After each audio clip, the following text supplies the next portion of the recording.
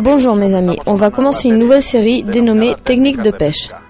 On commencera par une des techniques les plus populaires chez les pêcheurs professionnels de black bass. On parle ni plus ni moins que du split shot, une des techniques les plus efficaces et productives.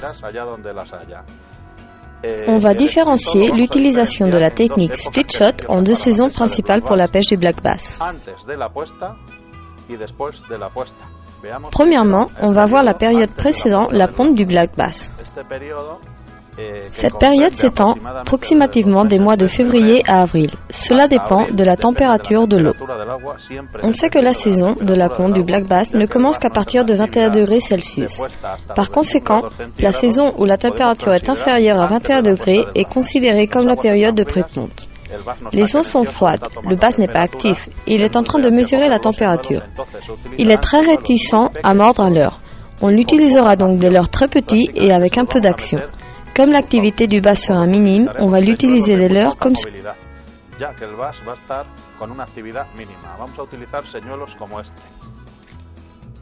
fiche docteur de zoom, simplement meurtrier. C'est un verre complètement droit, peu mobile, que le vase va prendre sans problème. Souvenez-vous que dans des eaux froides, les poissons sont inactifs et ils veulent des leurres peu mobiles.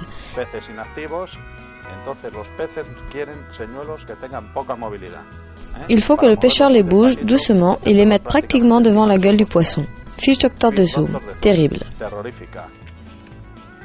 Ce n'est pas le seul leurre approprié à cette période, on a beaucoup d'autres. Par exemple, le long cœur de Damiki. Un autre leurre qui fera parler de lui.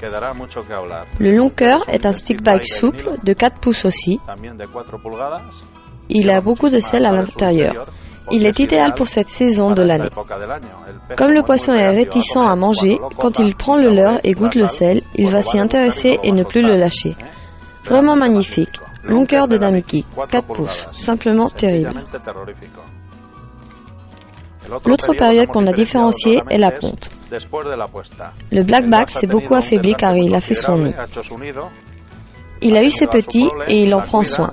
Il n'a pas mangé depuis quelques semaines et il a très faim. C'est à ce moment-là qu'on devra utiliser des leurres très mobiles.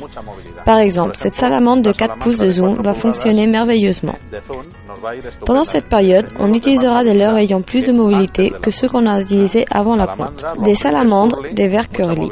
Des leurres qui ont beaucoup de mouvements de la queue, comme des petits poissons. Le bass assassin est un bon exemple. Il y a une action incroyable, c'est un poisson de 2 pouces et demi, tout petit. Quand on utilise cette technique, on emploie généralement des petits leurres. Et à cette époque, après la ponte, on utilisera des leurres très mobiles, ce qui imite un petit poisson. Cette technique a été inventée par les Américains pour l'employer dans des secteurs où il y a beaucoup de pression de pêche. On rapporte que le black bass et les poissons en général n'ont pas de mémoire, mais je ne partage pas cette opinion. Vous n'avez qu'à essayer de pêcher le black bass. Ceux qui passent leur temps à pêcher cette espèce le savent parfaitement. Le black bass mémorise parfaitement les leurres et quand on lui fait mal. C'est pour cela que lorsqu'on le pêche, il mémorise les leurres et après s'en méfie. Pour cette raison, les Américains ont inventé les Bassmasters pour ce lieu où il y a une haute pression de pêche, des lacs où il y a beaucoup de compétition, des secteurs aux eaux cristallines. Sans doute, celle-ci est une technique pour pêcher ces black bass que tout le monde voit mais personne ne peut pêcher.